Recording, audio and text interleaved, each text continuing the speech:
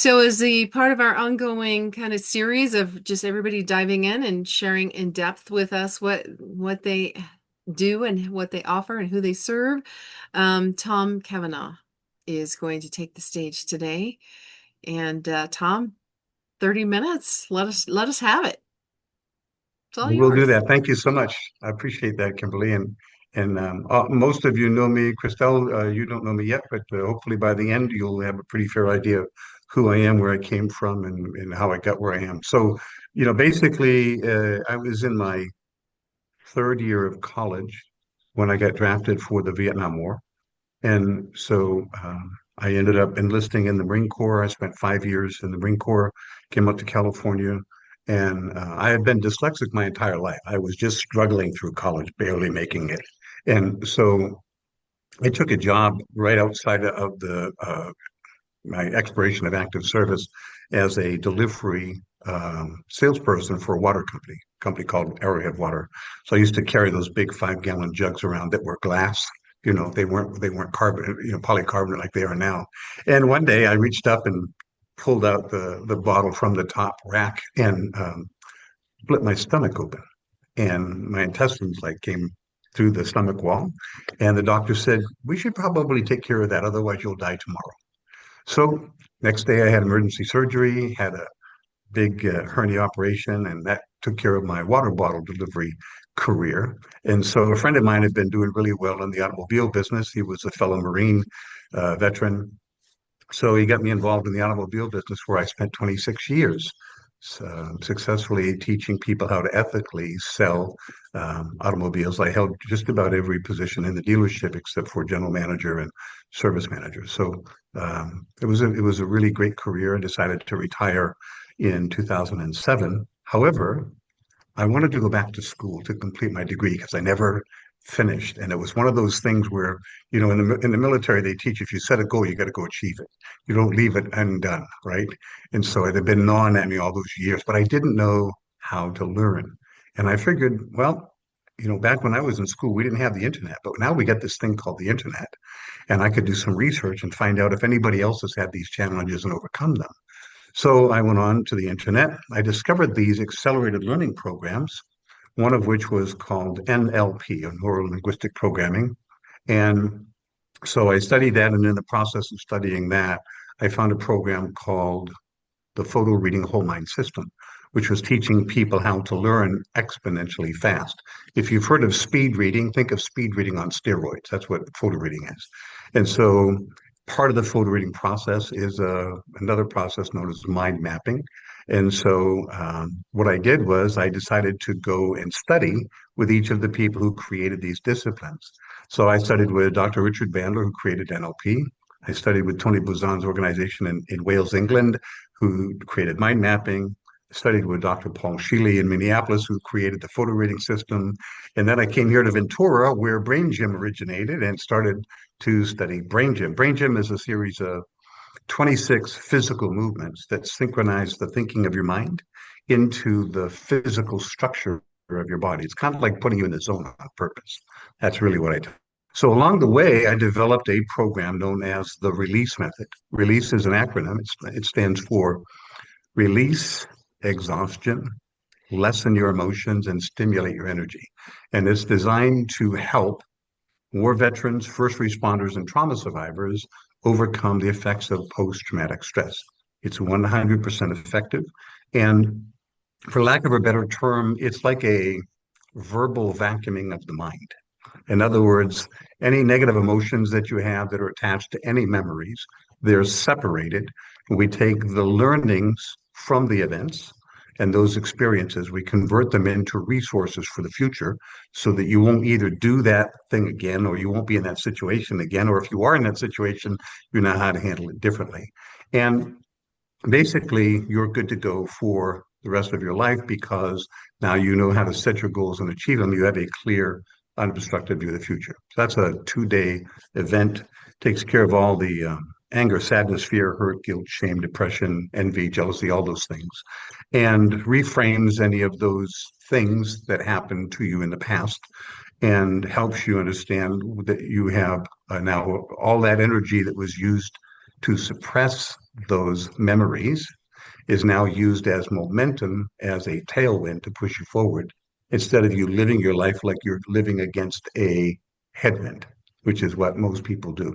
So that's how it converts everybody. Anyway, in the process, I decided to teach these accelerated learning programs as a second career because I was really excited. It helped me overcome my dyslexia.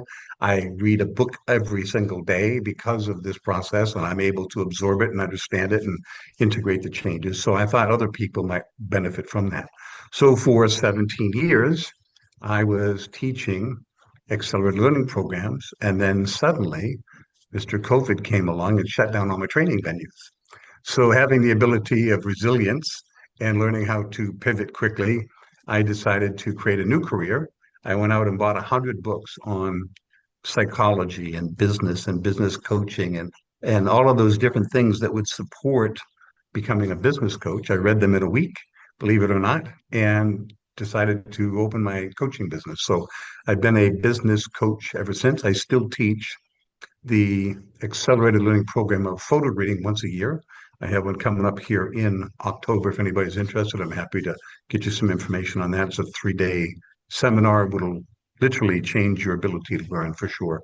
But it also could change the direction of where you're going and give you a little bit more clarity. So, not promoting it, just saying that that's one of the events that I have coming up. I have to do that once a year to keep my licensing agreement with Learning Strategies Corporation.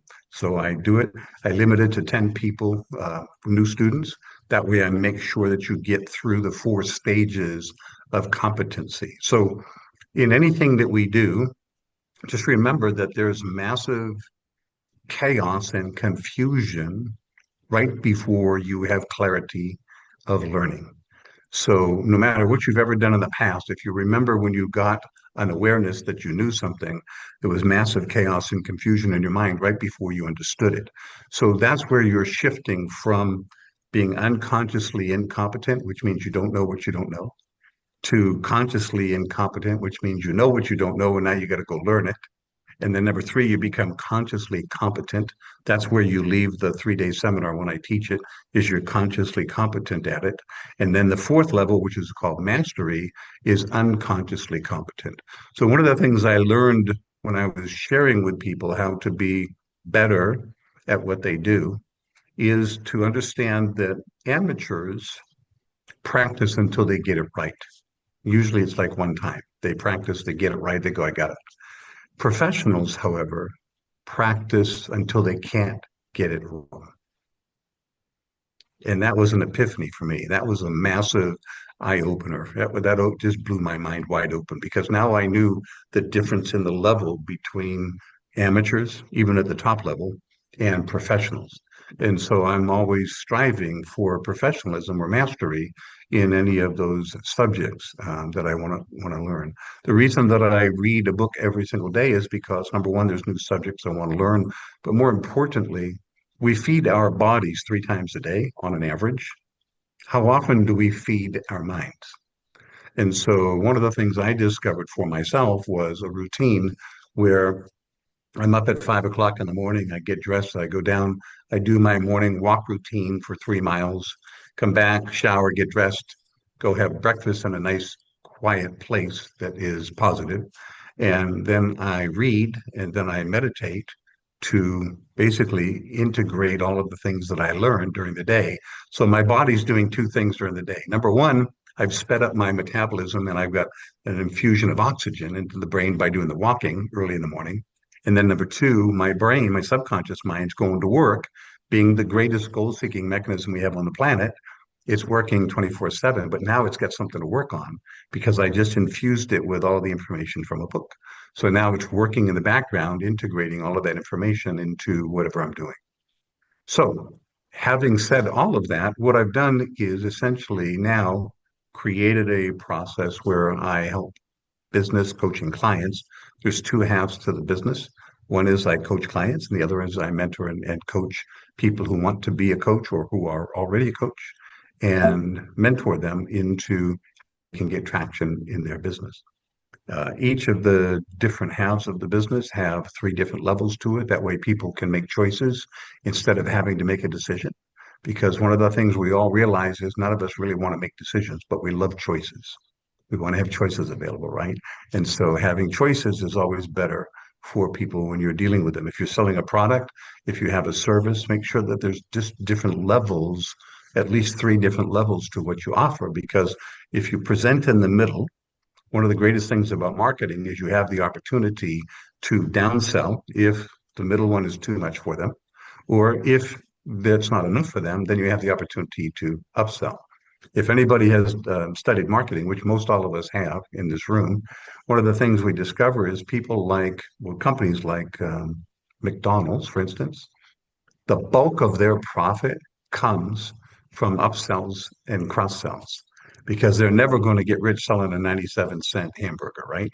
So the idea is when that 16-year-old pimple-faced McDonald's worker says to you, would you like fries with that or would you like to supersize it?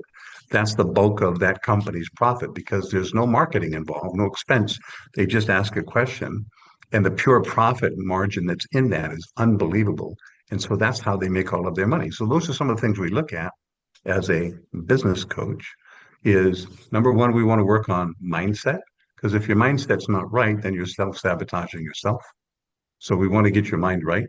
And everybody's different. One of the things I love to do with people is I love to establish where their timeline is. Let me explain to you why that's really important for all of us. We all have a timeline, and that timeline is from the beginning of when we were born all the way up until the present moment. But we also have a line going out into the future, which we haven't lived yet, but we project our goals onto. So it's a real thing in our mind because we're always looking forward to events, people, places, or things to do. So having the timeline in front of you means that you're living in the past and you can't see the forest for the trees. If anybody's ever heard that statement, right? You can't see the forest because the trees are right in front of you. So you can't see your future clear and unobstructed if your timeline from the past is staring you right there.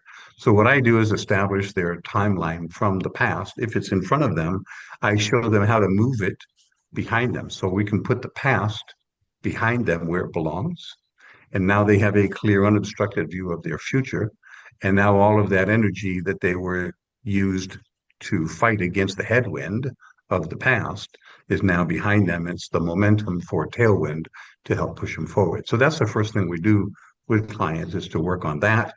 And then the second thing we do is we help to establish what the dimensions of their life and their body are. And what I mean by that is we all have three dimensions. We have a top and a bottom to our body. We have a left and a right, and we have a front and a back. So the top to the bottom is called the centering dimension. The left and the right is called the laterality dimension. If you've ever seen a picture of anybody and their shoulders are this way or they're that way, then their body, their laterality is off. They're not balanced. And so their thinking is going to be off because their head's going to be. And then you have the front and the back of the body, which is your focus dimension.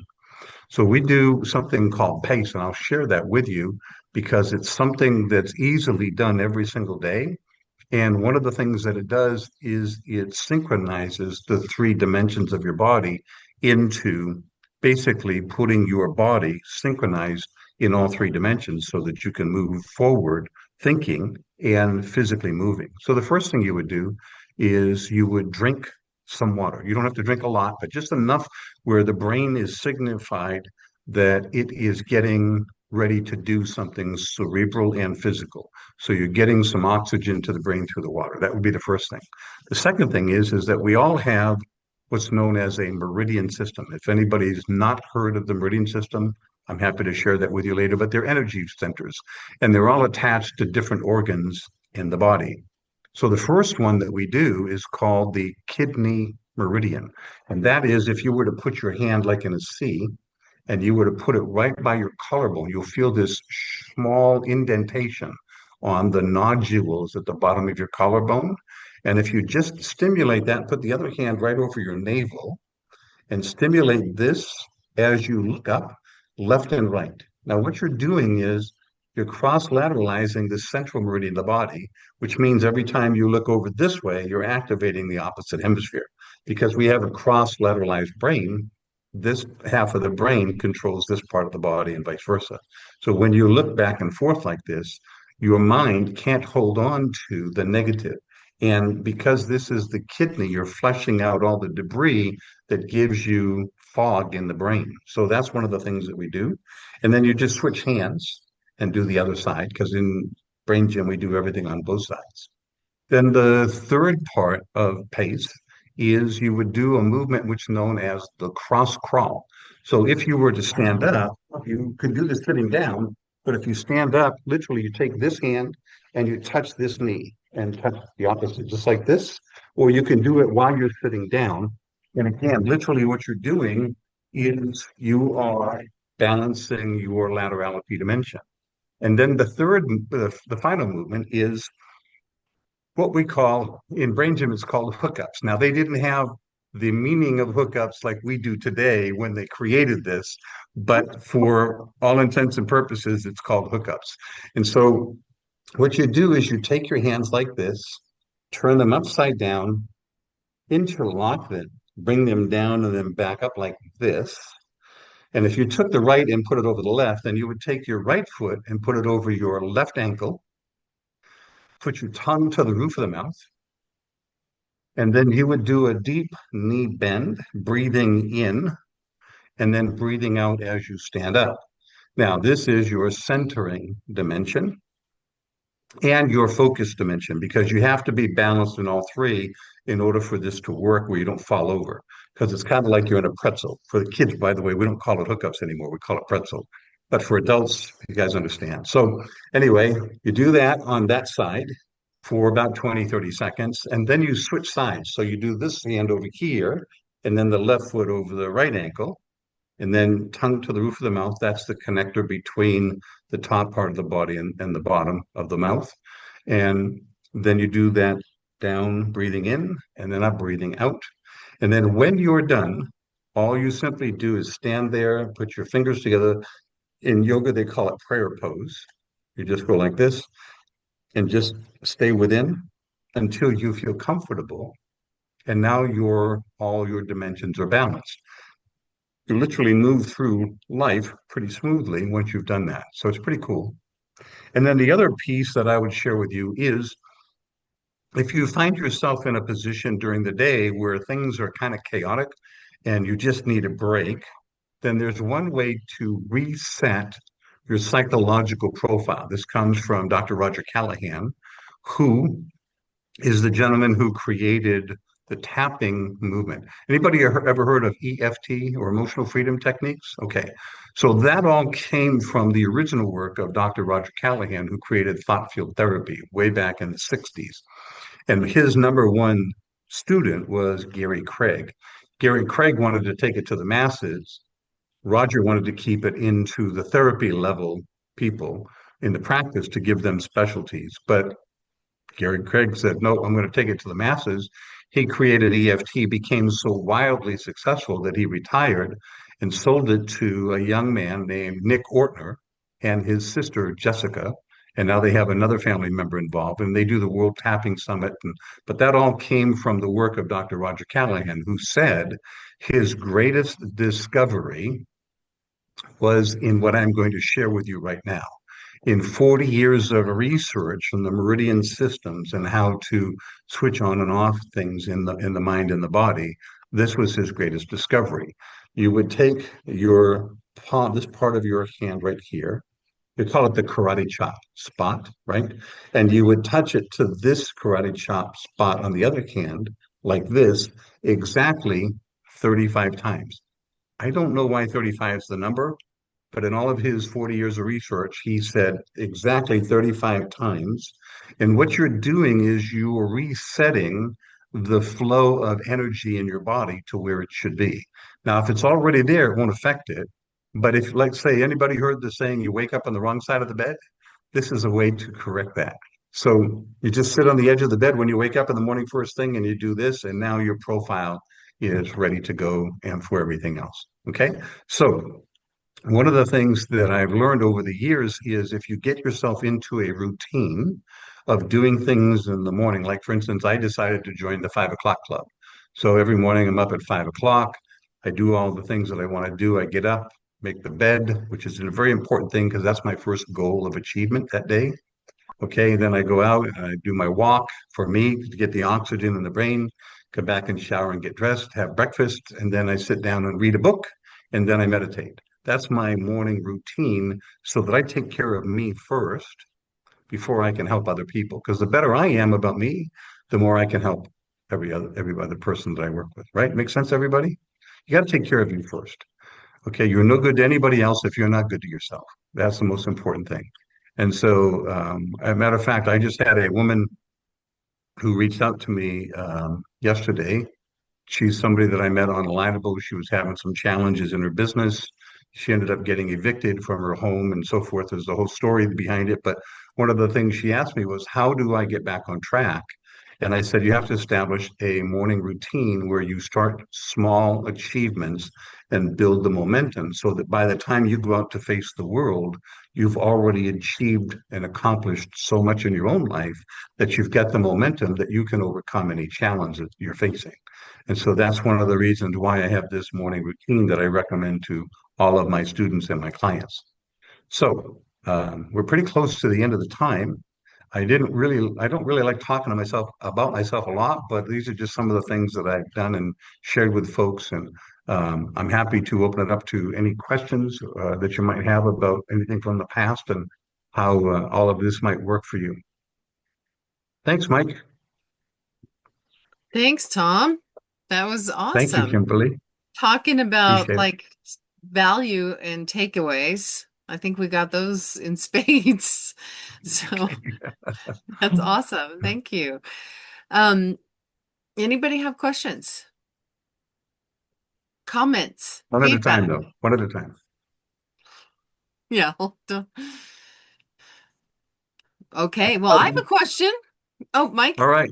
oh, I feel like I've been fed with a fire hose. It's just like a lot of information, but all Yeah. I good. Well, it's concur. recorded. Yep, it is recorded. And my question to you, though, with all of that information, we've got a really good insight as to how you work and what tools that you use. So my question then is, who are we looking for on your behalf when we're out and about in the world? Who is it that should pique our interest and say, ah, I need to connect them to Tom? That's a great question, Kimberly, and I appreciate that. The person or the people I'm interested in helping primarily are the people who are in business who are either struggling to get traction because they've been waiting. You know, a lot of business owners are, they're emerging from the hibernation of COVID and the pandemic still. They come out with the deer in the headlights look. They don't know which direction to go. They don't know what to do. They've just made it through this. And now we have the challenge with tariffs and all these other things they're hearing about. So those are the people that I can help find direction in their business. I do offer a 45-minute business assessment through a software program that I have at no charge. What I do is it'll actually populate a roadmap that I give to people, and they can it tells them exactly how they can double their income in the next 12 months, or if they want my help, then we sit down and we talk about a coaching arrangement. That's one of the things that I love to do for people to get the foot in the door. One of the things that I also found is when you ask that question, somebody who just needs to get their head straight. They've got a lot of maybe physical challenges, or maybe they have some domestic challenges at home with their kids or whatever, and it's detracting from their ability to focus on their business.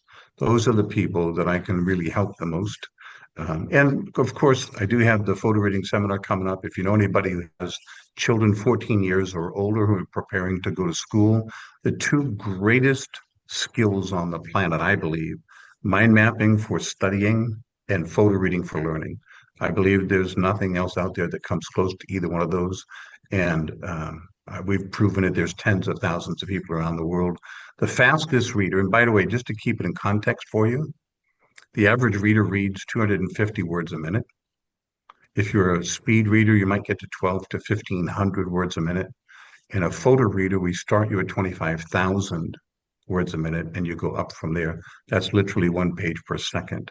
The highest speed on record for a photo reader is 786,000 words a minute. Wow.